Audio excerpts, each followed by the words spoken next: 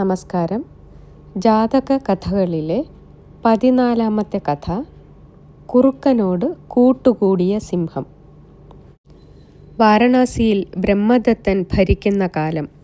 അടുത്തുള്ള കാട്ടിൽ ഒരു സിംഹമായി ജന്മമെടുത്തിരിക്കുകയാണ് ബോധിസത്വൻ. അദ്ദേഹം ഒരു പെൺസിംഹത്തെ ഇണയാക്കി. ഒരു മകനും ഒരു മകളുമുണ്ടായി. മകന് പ്രായപൂർത്തിയായി. അവൻ ഒരു പെൺസിംഹത്തെ ഭാര്യയാക്കി. ഒരു ഗുഹയിൽ അച്ഛനോടും അമ്മയോടും പെങ്ങളോടും ഭാര്യയോടും കൂടി അവൻ കഴിയുകയാണ്. ബോധിസത്വന് പ്രായമായതിനാൽ ഇപ്പോൾ വേട്ടയ്ക്ക് പോകാറില്ല. മകനാണ് വേട്ടയാടുക. അവൻ രാവിലെ കാട്ടിലേക്ക് പോവും. ഏതെങ്കിലും ഒരു കാട്ടുപോത്തിനെ അടിച്ചു കൊല്ലും. അതിനെ കടിച്ചു വലിച്ച് തൻ്റെ ഗുഹയിലെത്തിക്കും. പിന്നെ എല്ലാവരും കൂടി ആ ഇറച്ചി തിന്നും. ഒരു ദിവസം സിംഹം ഇര തേടാനിറങ്ങി. അപ്പോൾ ഒരു കുറുക്കൻ അവൻ്റെ മുന്നിൽ ചെന്നുപെട്ടു. ഓടി രക്ഷപ്പെടാനാവാതെ അത്ര അടുത്തായിപ്പോയി. എന്തു ചെയ്യും? തന്ത്രശാലിയായ കുറുക്കൻ ഒരു വിദ്യ പ്രയോഗിച്ചു. അവൻ പെട്ടെന്ന് സിംഹത്തിൻ്റെ മുന്നിൽ താണു വീണ് നമസ്കരിച്ചു. അത് കണ്ട സിംഹം പ്രീതനായി. എന്താ കുറുക്കച്ച, എന്തു വേണം നിനക്ക്? സിംഹം ചോദിച്ചു. പ്രഭോ, ഞാൻ അങ്ങയുടെ സേവകനാവാൻ ആഗ്രഹിക്കുന്നു. എന്നെ അതിനനുവദിക്കണം. കുറുക്കൻ പറഞ്ഞു. ശരി, അങ്ങനെ ആവട്ടെ. സിംഹം സമ്മതിച്ചു. അതോടെ കുറുക്കൻ എപ്പോഴും സിംഹത്തിൻ്റെ കൂടെ നടക്കാൻ തുടങ്ങി. സിംഹം വേട്ടയാടി പിടിക്കുന്ന ഇറച്ചിയുടെ ഒരു പങ്ക് കുറുക്കനും കിട്ടും. ആകപ്പാടെ കുശാല് തന്നെ. കുറുക്കനുമായുള്ള സിംഹത്തിൻ്റെ ഈ ചങ്ങാത്തം കണ്ട് ബോധിസത്വൻ പറഞ്ഞു. മോനെ, ഇത് നല്ലതല്ല. കുറുക്കനെ ഒരിക്കലും വിശ്വസിക്കരുത്. അവൻ മൃഗങ്ങളിലേക്കും നീചനാണ്. എപ്പോഴാണ് ചതിക്കുക എന്നറിയില്ല. അതുകൊണ്ട് നീ അവൻ്റെ കൂട്ടുകെട്ട് ഉപേക്ഷിക്കുകയാണ് നല്ലത്. പക്ഷേ സിംഹം അച്ഛൻ്റെ വാക്കുകൾ വകവെച്ചില്ല. അവൻ കുറുക്കനുമായുള്ള സഹവാസം തുടർന്നു. അങ്ങനെയിരിക്കെ കുറുക്കൻ വിചാരിച്ചു, എന്നും കാട്ടുപോത്തിൻ്റെ ഇറച്ചി തിന്നു മടുത്തു.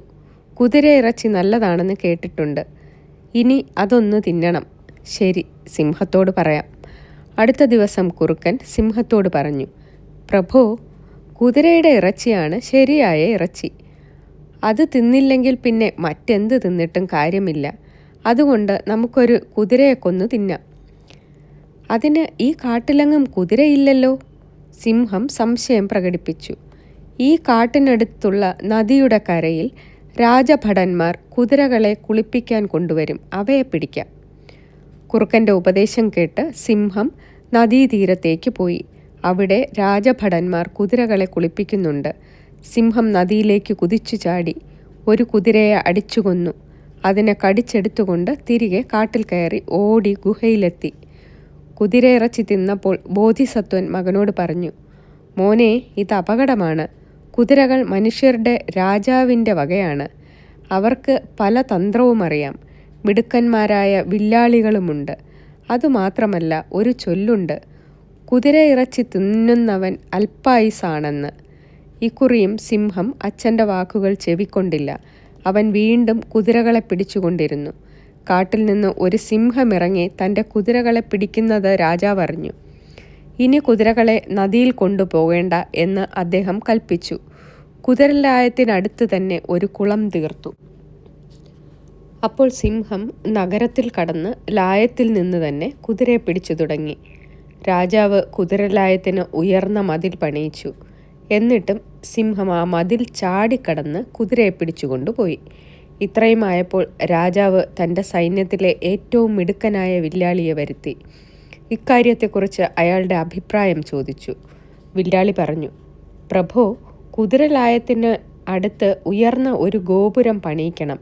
അവിടെ ഇരുന്ന് സിംഹത്തെ ഉന്നം പിടിച്ച് അമ്പെയ്യാം. അങ്ങനെയേ അവനെ വകവരുത്താനാവൂ. രാജാവ് ഉടൻ തന്നെ കുതിരലായത്തിനടുത്ത് ഉയർന്ന ഒരു ഗോപുരം പണിയിച്ചു. വില്ലാളി അവിടെ തയ്യാറായിരുന്നു. രാത്രിയായി. കുറുക്കനും സിംഹവും കൂടി കാട്ടിൽ നിന്ന് നദി കടന്ന് നഗരത്തിൽ പ്രവേശിച്ചു. കുറുക്കൻ രാജധാനിക്കടുത്തുള്ള ചുടുകാട്ടിൽ തങ്ങി. സിംഹം കുതിച്ച് ലായത്തിനടുത്തെത്തി. ഗോപുരത്തിലിരുന്ന വില്ലാളി അത് കണ്ടു. അയാൾ വിചാരിച്ചു, ഇങ്ങോട്ട് കുതിച്ചു വരുമ്പോൾ സിംഹത്തിന് വേഗം കൂടുതലാണ്. തിരിച്ചു പോകുമ്പോൾ കുതിരയുടെ ഭാരം കൂടിയുണ്ടല്ലോ, വേഗം കുറയും. അപ്പോൾ എയ്ത് വീഴ്ത്താം. സിംഹം പതിവ് പോലെ മതിൽ ചാടിക്കടന്നു. ലായത്തിൽ നിന്ന് ഒരു കുതിരയെ അടിച്ചു കൊന്നു. അതിനെ കടിച്ചു പിടിച്ചുകൊണ്ട് തിരിച്ച് മതിൽ ചാടി. ആ നിമിഷം വില്ലാളി അമ്പെയ്തു. സിംഹത്തിൻ്റെ പിൻഭാഗത്തു കൂടി ആ അമ്പ് തുളച്ചു കയറി. സിംഹം ഗർജിച്ചുകൊണ്ട് ഓടി. വില്ലാളി തുടരെ തുടരെ അമ്പെയ്തു. അവയെല്ലാം സിംഹത്തിൻ്റെ ദേഹത്ത് തറഞ്ഞു കയറി.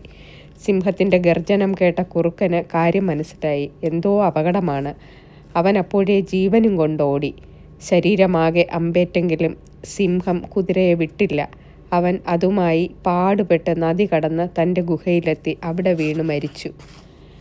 ശരീരം നിറയെ അമ്പുകളുമായി വന്നു വീണ മകനെ കണ്ടപ്പോൾ ബോധിസത്വൻ പറഞ്ഞു, എത്ര നല്ലവനായാലും നീചൻ്റെ ഉപദേശം കേട്ടാൽ ഇതാണ് അനുഭവം.